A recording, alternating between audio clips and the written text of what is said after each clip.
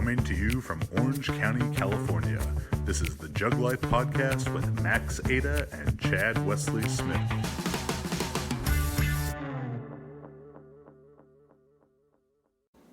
Hey everybody, what is up? Chad Wesley Smith here, another episode of the Jug Life Podcast. I'm joined today, not as always, my normal co-host Max is not here, but I'm in Georgia with guest Brett Bartholomew. Brett, how you doing, buddy? I'm doing well, thanks, and thanks for welcoming my barking dog here as well. Yeah, I gotta worry about that. So we're with Brett here in Georgia. Big fan of your book, Conscious Coaching. Before we get into that and some of the topics related to that, for our listeners who don't know you, you have a very interesting, inspiring story about kind of getting in to the world of strength and conditioning and getting interested in that. If you could briefly share some about your background and what brought you to where you are now. Yeah, within that story specifically. Sure. Yeah, I'll give everybody the Reader's Digest version. So growing up as a competitive athlete, I had a real close network of friends, as any of you that played, baseball or football or any other sport throughout your early years and maybe still to this day had. We had competed together for a long time. You just knew all their families. Eventually, as I transitioned into high school, a lot of the kids that I grew up with and that core group of friends got into some pretty hardcore drugs. And I'm talking about cocaine, meth in some circumstances. And during that same time, my family or my parents were going through a divorce. So I didn't really know what to do with a lot of that anxiety and energy and emotion as a kid. I had always channeled that into sport. So that's what I started doing even more so. Became fanatical specifically about training because it was a way that you could literally exercise your demons, pardon the double entendre. So I started taking my training up. I wasn't hanging out with these friends anymore. And I had no kind of social circle, so all that time just became me working out and following really bad advice from whatever magazines were around at the time. I'm 14, right? So this was a time where nutrition advice was kind of really going from low fat, no fat to low carb. So first of all, I did both of those things because I thought... simultaneously. Yeah, I did both those things because I'm just... At that point, especially an extremist, and you're channeling all your energy into, all right, well, if these guys are going to do this, I'm just going to focus on getting myself better. Like, screw them. I started training 3 days a week. I'd run and lift after school. I'd go home, and after dinner, I didn't really want to be home just because of, the nature of the environment. And so I'd go work out again, and then Christian Bale style and American Psycho. Before bed, I'd do push-ups and crunches ad nauseum. So long story short, it eventually coalesced into just manifested as a depression. I became OCD. It was almost like a machine. This was all I did. It was the only thing that kept me focused and really buffered all the outside noise going on in my life. One day I blacked out, found myself in a doctor's office, and he said, hey, here's the reality of your vitals. You're down near around 39 beats per minute. You're malnourished. Your kidneys and liver are both near failure, and we're going to commit you to an eating disorder hospital. I lost my shit. That was more Christian Bale, Machinist. Yeah, perfect analogy. Psycho. Well, hearing a doctor sit here and say you have an eating disorder, I'm a 14 or 15-year-old guy who's lifting weights, and in my opinion, I didn't have that. But really looking back on it, when your breakfast as a 14-year-old is egg beaters, fat-free, Kraft singles, and turkey bacon, probably have a bit of an eating disorder. But the point wasn't to lose weight. It just became a compulsion. How could I train perfectly? How could I eat perfectly? And so was admitted to an inpatient eating disorder hospital, spent a year of my life there. Very much like the movie, with James Caan, where he's held hostage as an author. What's that movie? She's a fan of you almost feel like a hostage. You're in this 8th floor of a hospital in Minneapolis, Minnesota. Is that where you grew up? No, I grew up in Omaha, Nebraska. Oh, yeah, so in the shadow of Husker Power and strength and conditioning, and so I had already been transfixed by this kind of stuff early on. But so I'm in this hospital in Minnesota because that's where these specialists were, apparently the best of the best. And, every morning you're woken up at around 5 or 5:30, your blood's drawn. They make a decision based on your body weight and your vitals and all these things, whether you can shower or not, because the initial shock of hot or cold could send you into cardiac arrest. Now, normally when I was healthy at this age, at 14, I was around 130 pounds. By the time I was admitted to this hospital, I was about 95. And, so I couldn't shower for the first 2 weeks. You then spend all your time in a day room, this little small, let's call it maybe 400 to 500 square feet room surrounded by plexiglass. Outside of that plexiglass are the nurses, doctors. You're kind of in this observation room. And this is where you spend time essentially just between meals. The hospital makes you eat 6 times a day, pre-ordered meals that are really created by the nutritionist there. You have to have they go off the diabetic exchange ratio. So you had to have a certain amount of carbohydrates, fats, proteins, milks, even desserts, things like that would boost caloric density. And about every hour and a half, you're shuttled into this kitchen or dining room. It's an all glass table. There's nurses at both ends.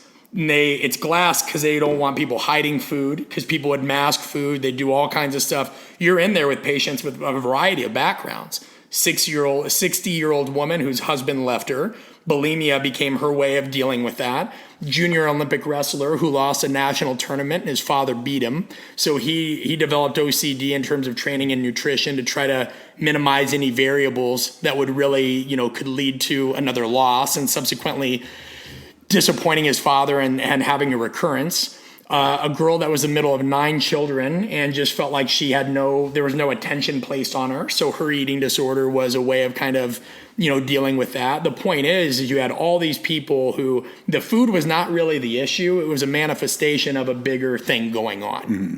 The issue with this hospital is essentially you'd go to these groups where you'd have to meet with therapists, and weekly you'd have to meet with psychologists and psychiatrists. And even though these people were heavily and highly credentialed, they always just kind of pigeonholed their diagnosis. They made it about the food. They didn't really listen to client or patients when they were talking about what else was going on in their life. Every time I tried saying, hey, like, this place isn't meant for me. I deal with these things. I have some anger issues, whatever. The answer was either to try to medicate you more or to say that you were being non-compliant, and you'd get a little check on the clipboard and stay in there longer. Now, again, you can't leave this place. There's no exercise. In that day room, if you fidget, if you chew gum, if you stand, you're reprimanded because of non-exercise thermogenesis. They think you're trying to burn calories. So if you're standing or fidgeting, 1 rap on the wall or the plexiglass. If you do something else, you'll get a second warning. If you do something a third time that they think is just too much activity, right? Anything non-sedentary, you are disciplined by either having to drink a boost or Ensure, like essentially a meal replacement, or you're fed intravenously. Only once you're at a certain percentage of your BMI, which is ridiculous as we know BMI is to gauge anything health-wise, are you allowed to exercise. And that basically is 4 steps down a hallway with 3-pound ankle weight sitting on a stability ball doing leg extensions and planks. Again, everything is very controlled. So without belaboring it and going into the rest of what's discussed in the book, eventually I met a certain standard where I could leave the hospital for an hour. And my parents happened to be up visiting because you're spending, this whole year, this was my home. So I leave the hospital and I go into a Barnes & Noble or some other bookstore. Don't quote me on what it was. And I just know that whatever the hospital is teaching me isn't working. They keep saying, hey, you need this. This is how you regain the weight. And I'm sitting here saying, like, what, eating shit food and not working out or doing anything? Like, this is supposed to be a healthy integration? Come on. But I don't know anything at the time. So I steal 2 books. One was Mike Arthur's book. It was Complete Conditioning for Football. And then another one was Nancy Clark's Sports Nutrition Guidebook. And I had to hide these in the book jackets of other books because when you go back into the hospital, they check everything you bring in because they don't want any paraphernalia, so to speak, around diet, nutrition, exercise, what have you. So I go in and I just, in my spare time, when I am in my room, like when you actually, and the only time you get to go to your room is at night when you go to bed or in the morning, and they check on you periodically, about 30 to 45-minute intervals. They want to make sure you're not exercising. They want to make sure you're still breathing because some people are in that bad of a health state. But I literally am having the time when these people are coming to check to read this stuff. I read everything I can. Eventually, by the grace of God, I get transferred to a therapist within the hospital that finally helps my parents and realize, hey, this probably isn't a place for him. If anything, this place is a bit toxic. And that was admitted by our own standard. I think you got to trust him here and you've got to give this a second chance. But I don't think that this is a healthy place. Got out of the hospital. And again, I'm fast forwarding rapidly. and applied everything I had read from these books, just tried to get my nutrition state to a better place, exercising the right way, gained 56 pounds in 3 months, submitted a story later on to Muscle and Fitness magazine, got in that. It was cool as a success story. Incredible bulking story. Yeah, but here's the thing, right? Like your life depended on it. It was basically that or go back to this shithole hospital. And one of the things that I don't want to be lost upon in the listeners is a lot of this story and why I ended up going the route that I did in strength and conditioning is, one, I saw right there that proper training and nutrition can save a life. It's not just about performance, like it can alter a life. Two, the coaching piece and why I do art of coaching and so much psychosocial communication stuff now is what you learn is no matter how decorated or educated somebody is, if they don't understand people, that can also cost a life. I saw a lot of people in that hospital not get the help they needed because of the so-called experts in their new shit about personality or human behavior. Yeah, so they wanted to put you guys all into one archetype. Yeah, exactly. And so that's what led me down the path of strength and conditioning and now subsequently really coach development and communication. Well, all right. That's I'd heard it in the book, but that is a pretty remarkable background and very unique background, certainly among strength and conditioning coaches. So they try and create some kind of segue there, as we mentioned, these experts, quote, air quotes. We're trying to shove everyone in this hospital situation into all of you have this problem, and this is the one way that we fix it. I think most people's probably biggest takeaway from the book Conscious Coaching are these athlete archetypes. Yeah. And you going, doing just the opposite of what these so-called experts had done to you, and rather than saying everyone gets fixed, everyone gets treated this same way, but you've looked at all these different archetypical situations, and this is how we can best address all of these problems.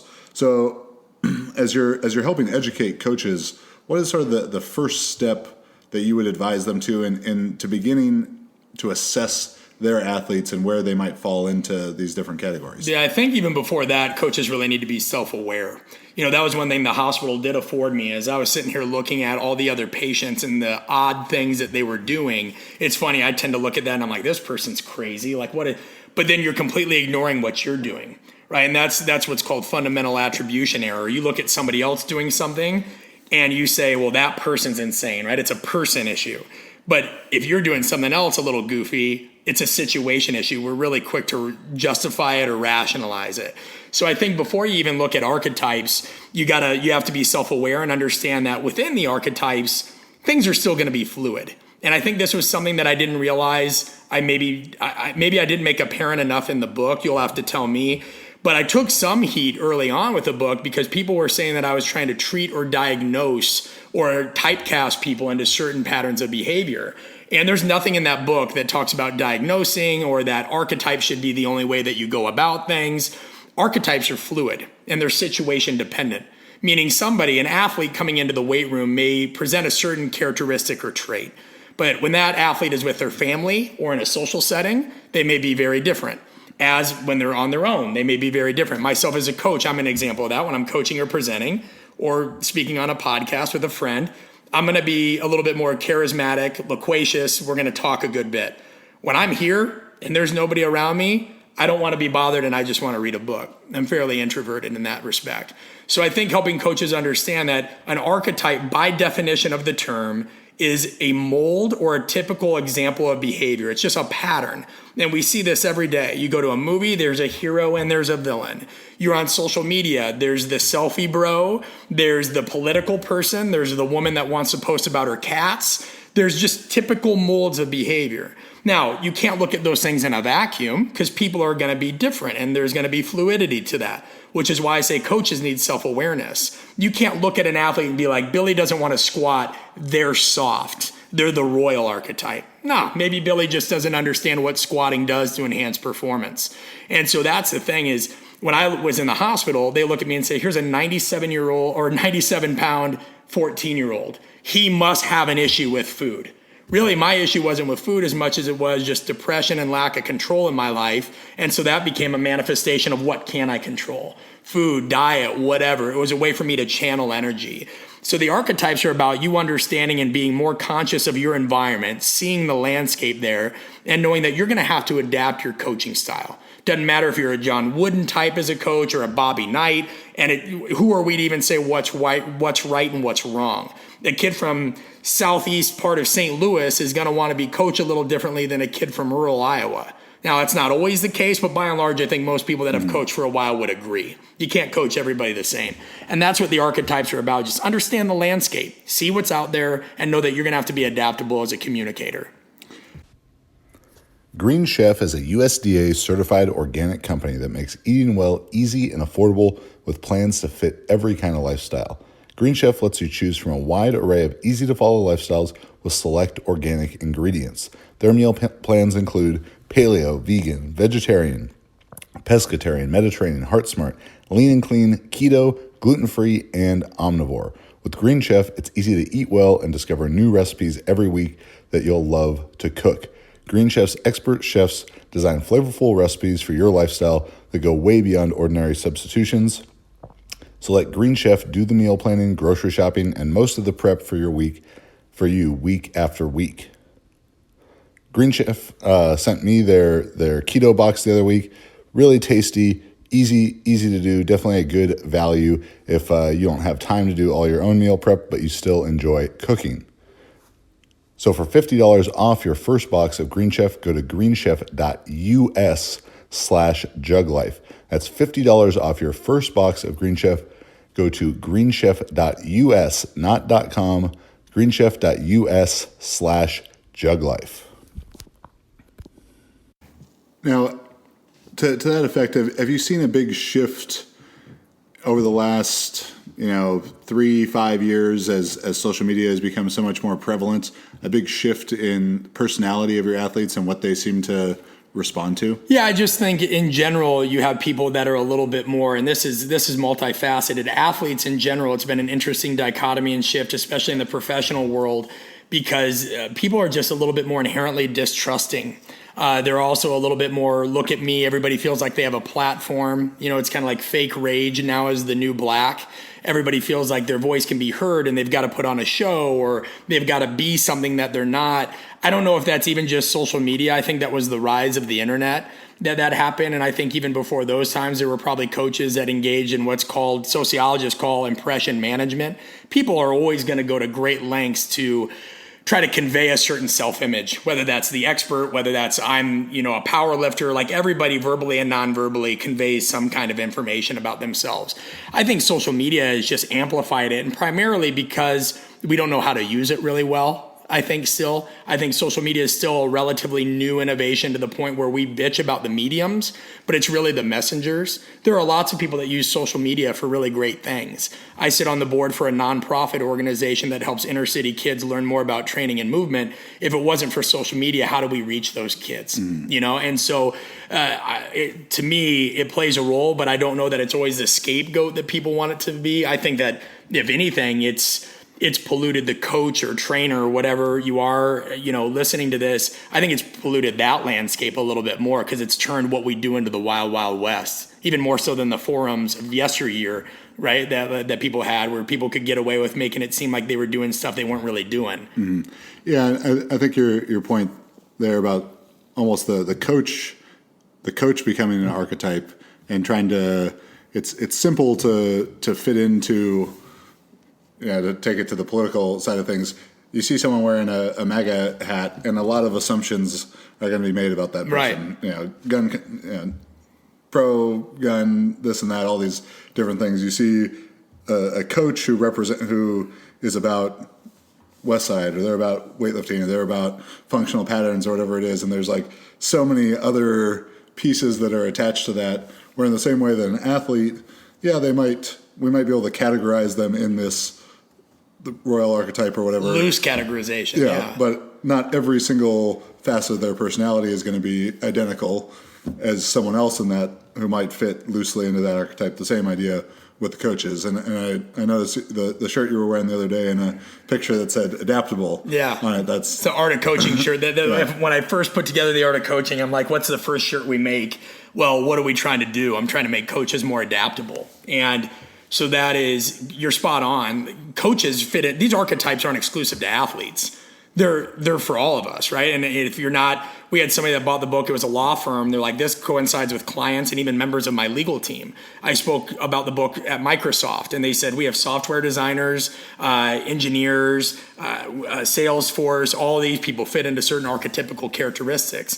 At the same time, it's not an absolute list. And some people, would say, oh, these are based on Carl Jung's work and Jungian archetypes, and this is hogwash. And again, the archetypes aren't absolutes, and you can say whatever you want about the research of that. The reality is that every time you go out into public, you're going to see typical examples of behavior. The aggressive driver, you're going to see the talker, the quiet.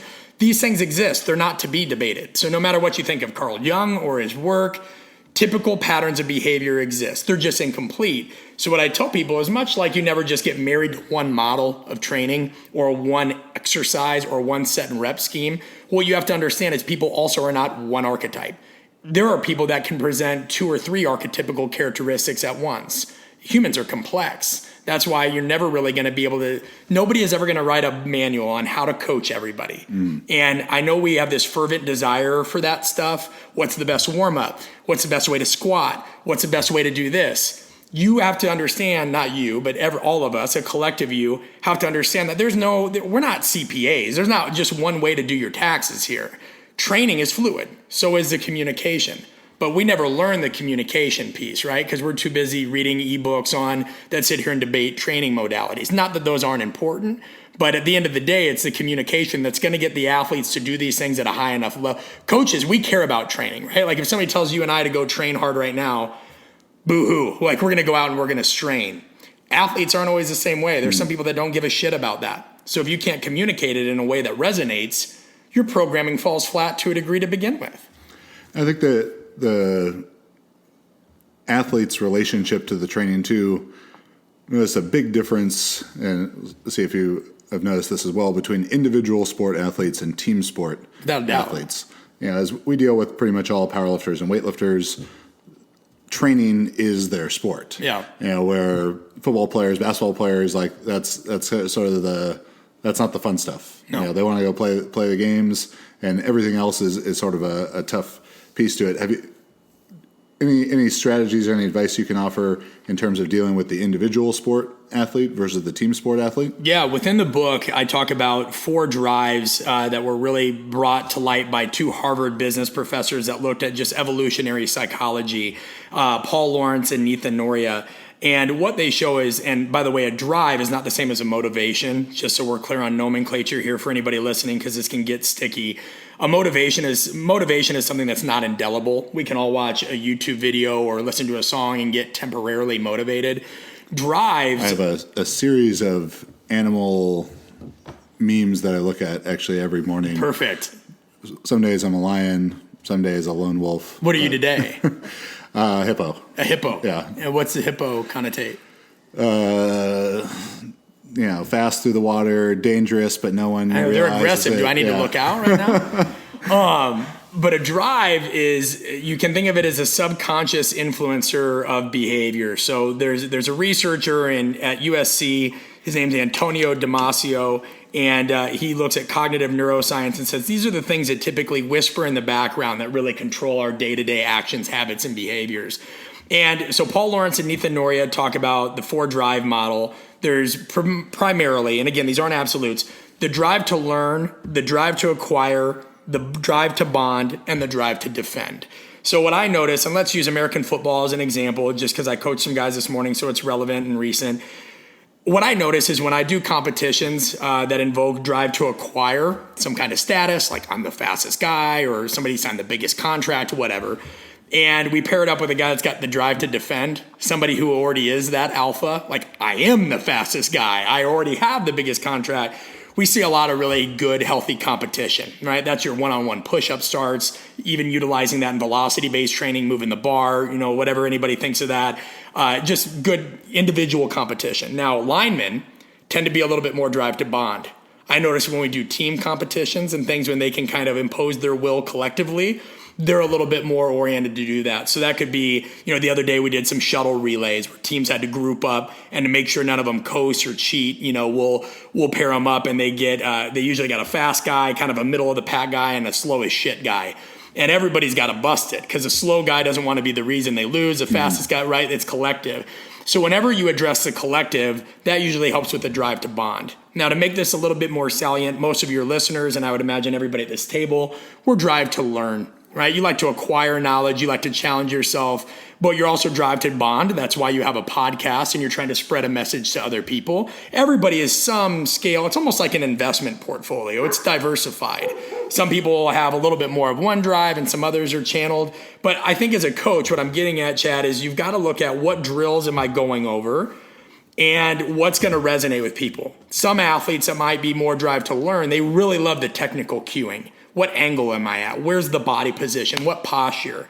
Some guys don't give a shit about that. They just want to go. And pardon my language, I don't know if this is an edited. You can say whatever you want. Right. So I think what I do is I say, what was my session today, both in the weight room and movement wise? That's why I do speed, agility, what have you. Did I address the technical specifications? Did I address the physiological needs? And what about the psychosocial aspect? Where did guys seem to get engaged and where weren't they?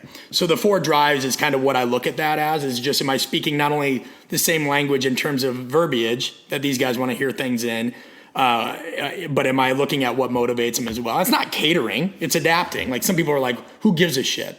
Make these guys do whatever. Well, do you want your programming to elicit higher level adaptations or not? Because you still have to get these guys to do that. Buy-in, to me, the definition of buy-in is commitment plus trust, not obedience. You could coach somebody today and get them to do something. That's obedience. But when they're committed and they trust you, they're going to do that at a higher level. Very cool.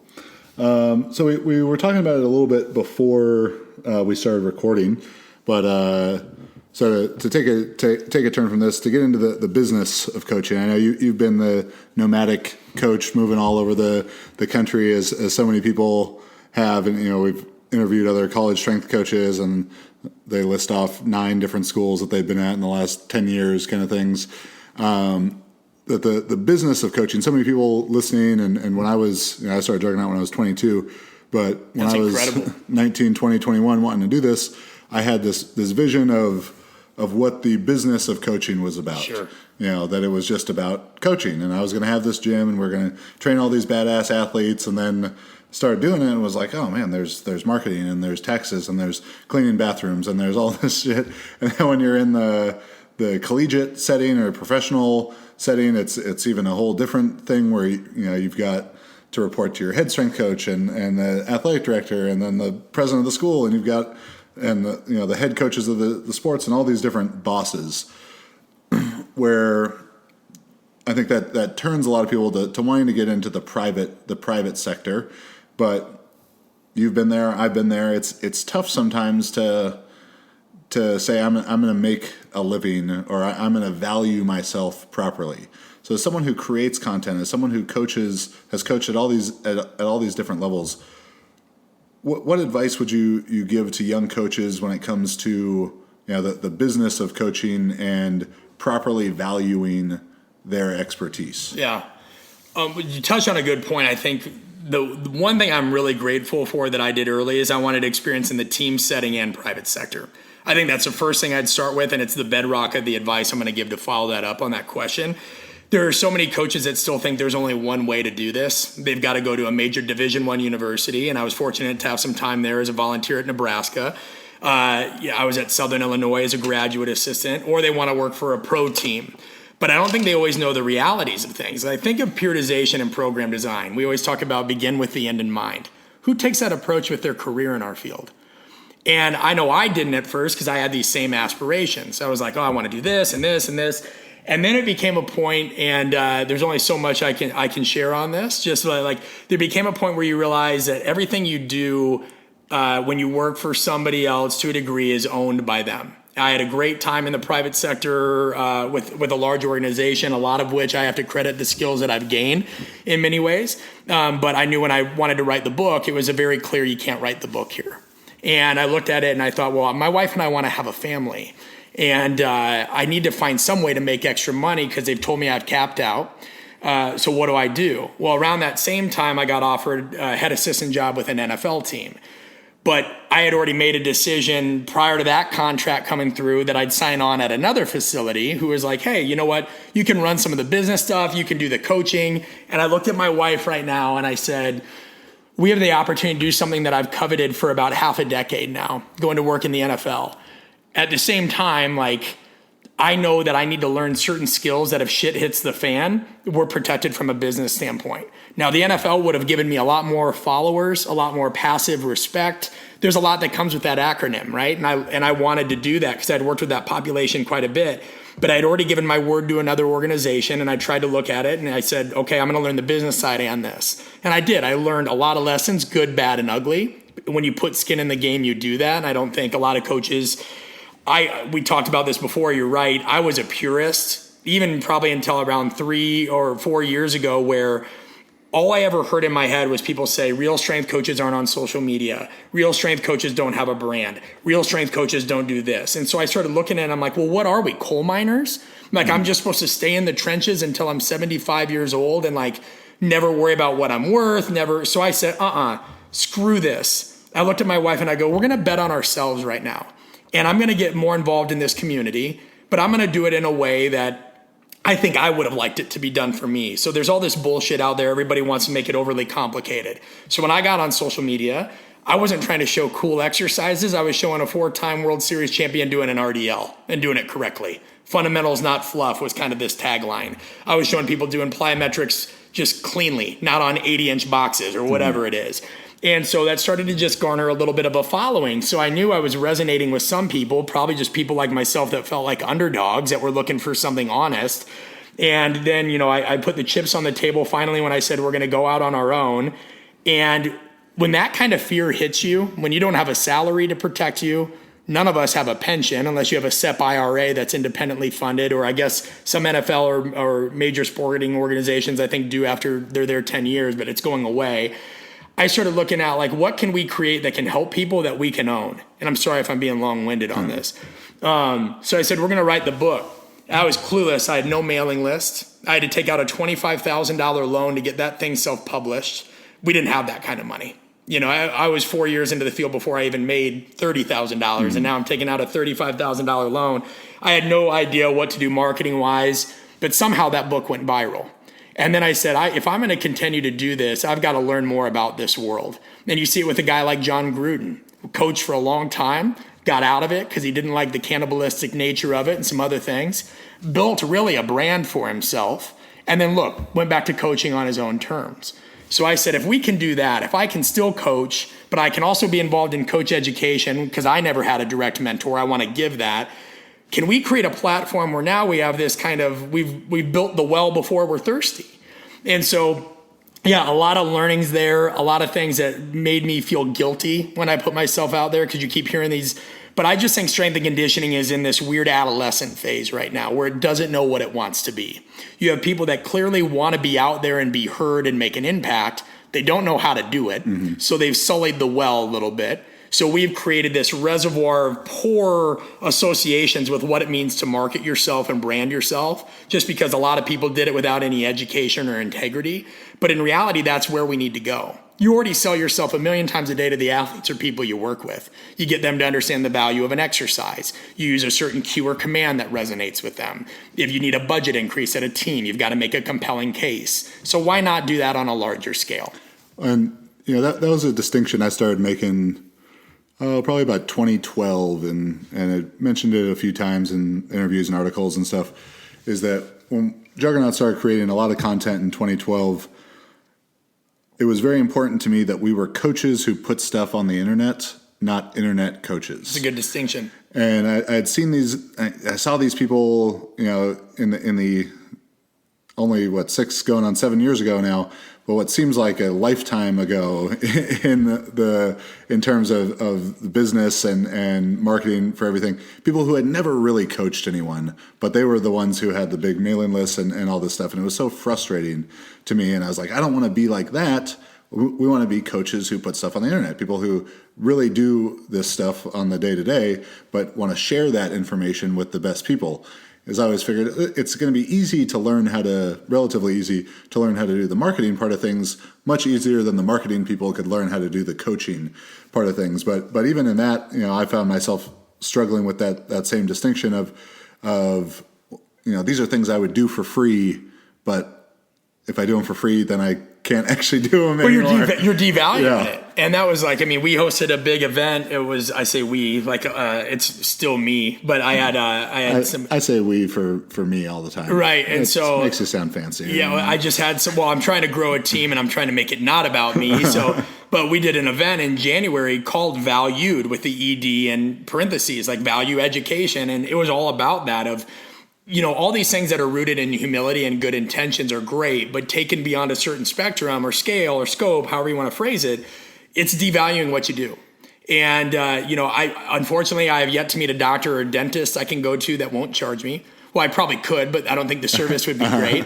And I started just it was all around how we need to get over this stuff. And we made it an online course. It comes out April 24th, but it's just about those struggles of you have to understand the more you kind of stay in these shadows. I know that seems like the altruistic, good, humble thing to do. But if you constantly say it's not about the money, I'll work harder than anybody, it's all about the grind, all these self-sacrificial kind of mantras and phrases that somehow have become almost like cult-like in strength and conditioning, what you're really telling people is you're expendable. And you see that. Look at the coach turnover. I think we joke that the NFL stands for not for long. I think the average coaching contract is shorter than the average career span in the NFL at this point. What are you going to go on, a recurring cycle of 2 to 3 year contracts? Mm-hmm. And what do you expect? Do you expect the GM, the owner, the administrators to pay you well when you're constantly showing that you'll do whatever it takes to undercut the other guy? So say there's a job for $35,000. You see undercutting, belittling. You see people staying from, even if they don't have to be there at 4:30 in the morning, and will stay there till 8:30 at night. And again, was guilty at one point because I bought into that. But it's all just like, what are you telegraphing to the outside world?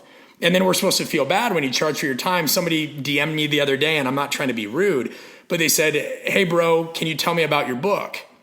And, you sit there and it's like your 39th DM that you're answering about this. And you want to say, well, can't you just go to like Amazon? Like there's a full description on Amazon. Google, you may have there's a full chapter. Like I give away a full free chapter online. And then you tell him a little bit about it because you feel compelled. And he's like, cool, like any tips for my career? Well, literally, I have a 52-page ebook of all the mistakes I made. Here's a whole book about it. But they don't give a shit. And so like then eventually what I started doing, because it was affecting my marriage, my first year of marriage, I'm sitting there answering every Twitter DM. Again, because I feel like nobody ever answered my stuff. I want to do it for everybody. My wife would be like, you ever going to get off the phone? So eventually what I learned really just this year is if somebody asks a super in-depth question, like the other day somebody goes, what do you think of FRC? I'm like, bud, I would love to chat with you about this, but like I have 3 jobs that I really manage. Give me a call sometime. Here's the link. And he goes, whoa, I have to pay for your time? And I'm sitting here thinking, yeah, like you generally got to pay for things or earn them in life. Mm-hmm. You can earn them if you want to come help and you want to come be a part of this, or you got to pay it because guess what? The knowledge I acquired on that topic wasn't free either. And it's just odd. It's odd because, again, I don't know what other profession, if I have a handyman come out, we just moved not long ago, I couldn't imagine being like, whoa, I have to pay for you putting that sink together? Are you crazy? I thought if you were in this for the right reasons, bro, I just thought you'd put my sink in. But our field's so odd in that it's got to grow up. Yeah, that's been a big frustration to me, especially with the as beneficial as YouTube has been, as beneficial as Instagram has been, it has devalued the information in some sense because there's so much for free. And I mean, I almost probably screwed myself over in some cases because I'd make these videos and I'd just say everything I thought about it's crazy expensive to do that, time-wise and financially too. And when you think about that, we mentioned this prior to, most of the people in my family have died in their 70s. And so I'm a very urgent, I communicate with urgency because I just don't feel like we have a whole lot of time, especially I wasted a year of my life in a hospital. And so anything I put out there, it's with purpose, and I try not to put shit out there. So if I put it out there, look at it, because I promise it's time away from my wife, all those kinds of things.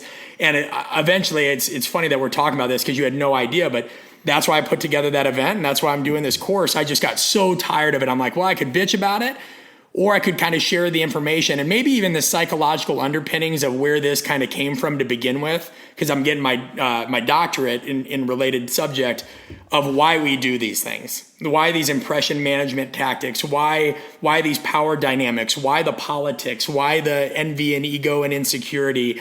And so it's why I'm doing a whole course around it now, because it's holding our profession back, because we're not acting like professionals. Somebody who, by definition, a professional, gets paid for their expertise and their work. And it doesn't mean you're not in it for the right reasons. It means that, guess what, if I go to the bank and say, I understand I have a mortgage to pay, but I'm in my job for the right reasons and I give a lot of my time for free. Are you sure you can't give me a lower interest rate? They'd be like, get out of here. Yeah, and it even becomes a thing, too, of everyone draws their line at a different place of, clickbaity type of stuff, or I think about when I do other people's podcasts. Sometimes there's this sort of sliding scale of like reach to credibility kind of thing. Yeah, that's a good point. Whenever you go on someone else's, or you contribute an article or whatever, you're lending them some of your credibility. And there's some times where it's like, that one's not worth it to me. Yeah. That one, even though they've got this big reach or whatever. And I'm bad at that. I haven't learned to say no yet because I'm just a people pleaser. Well, I mean, I got you on this one, so. Yeah. Well, this was it. But think about the way that you did it, right? You didn't reach out in a transactional fashion. Like, there was a commitment here. I mean, people listening to this don't know he drove a long ways out of his way to come here. Southern California to Georgia. Yeah. But like, on the other hand, you'll get reached out. The other day, somebody said, hey, can you meet me for coffee? Never met this person, another DM example. So, I was, hey, what day are you in town? Yada, yada, yada. Well, they were about 2 hours away and they didn't offer to pay for that time. And it was in the middle of 2 athlete training groups. So I just said, hey, I would love to meet you. Let me make this clear right now. However, like, even if we met halfway, here's the time commitment and I got other groups. Again, I just got lambasted because I wouldn't go meet the guy. Mm-hmm. And I'm like, well, dude, like, one, I don't even drink coffee. So you didn't even, and that's nothing like it. I just never acquired the taste, right? There's no like cool reason why I don't drink coffee. I have many other things, so don't feel offended by that. But like, I'm sitting here like, you didn't even reach out in a way where you even know anything about me, yet you're demanding this of me, and now you're getting mad because of a last minute request that I couldn't fulfill. Where you, on the other hand, like, you made this work, and it was easy, and you came in, and so I think that goes back to the approach and the importance of the social side of things, how much that really dictates the path of your career. Some of it is I don't know if generational is the right word, but I'll say a generational thing when it comes to coaching, because you and I, how old are you? I just turned 33. Okay, so I turned 33 later this year. I remember we did an episode with Mike Gudango a couple months ago, who's probably about the same, 32 or 33, and we must be right on the youngest end of this group. And that's not to say that there aren't younger people who think the same way, but if you're a little bit younger than us, YouTube and all of that was always prevalent, and information was a bit easier to come by. I'm sure you remember being 19, 20 years old when Elite FTS would only put articles out on Friday. Yeah. And you're waiting all week to read that article. Yeah, these 4 or 5 articles that came out every Friday, and you were going to read every single one of them. And now, even seminars that I do, like the one I'll do this weekend, and I'll ask people, hey, who's watched this video that I made? Who's watched this? And I was getting so frustrated with it that like a third of the people would raise their hands. And it was blowing my mind, because I was like, you put so much into it. Yeah. And just like, why would you pay to come to something if you could have gotten this stuff? I have it all for free online too. Right. And so I brought up Mike Gudango because he was telling us about when he interned for James and Buddy, and he's living on an air mattress in a closet. And if you're a little bit older, your only option was go to a seminar, try and track the person down after. Mm-hmm. And, I started coaching high school football when I was 19.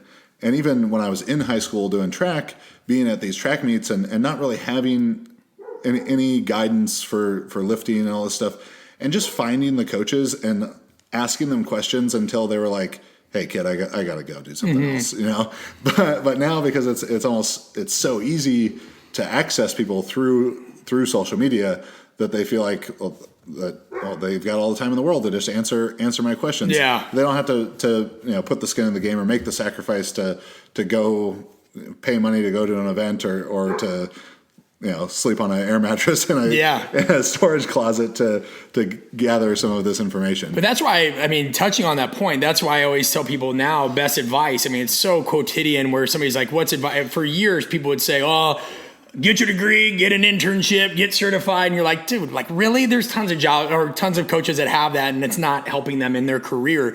Now what I tell people is put skin in the game, because otherwise you end up like I was really in my early 20s where, again, anybody that was online, I'm like, faker, idiot, look at this guy's form, can't even get the elbows through. And then you coach long enough and you realize that everything's context. Mm-hmm. I remember one time I was working with 5 UFC fighters and literally cinematographers from the UFC were like, can we watch the training session? And I'm like, sure. Well, within that training session, I think we had done, heavy trap bar deadlifts. We had done weighted pull-ups. We had done some kind of one-arm dumbbell bench press. We had done posterior chain work.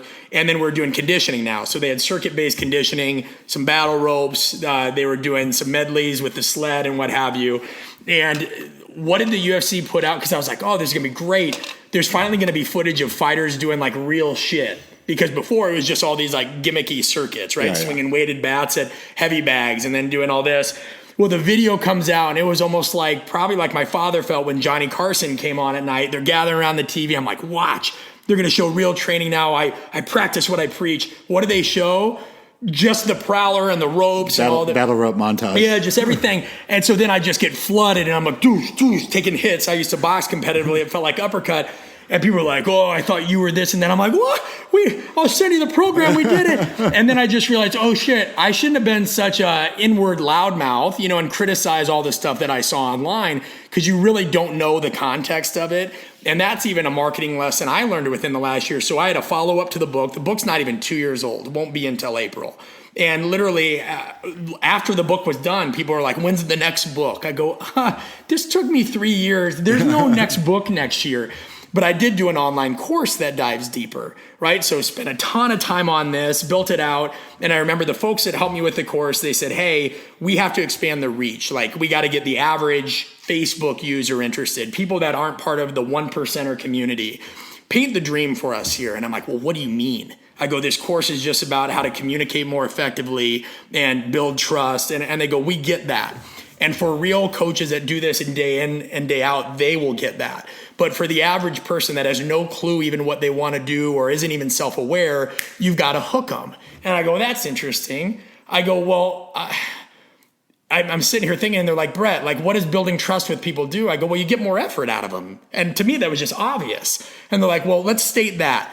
Build more trust and get more effort out of your athletes. That's something that everybody wants to do. But I'm sitting here belaboring why the psychosocial dynamic's important, if you know their wants it. So it was a masterclass in marketing, because I realized you do sometimes have to have an above the fold headline to get the attention of people that aren't going to go to the work, like you said, Chad, to look up your stuff. Now you've almost kind of got to bait them, but you got to bait them ethically. Yeah. You have to bait them ethically. Putting a clickbait headline on an article with good information is not unethical. And that was something I struggled with. That was something I really didn't understand, because I'd get, again, purist friends that would be like, what you said here is bullshit. And I go, dude, you're not my audience right here. You've read the book. You understand this. And this is where academics fail, because I had a PhD at the time be like, you had no business writing this book.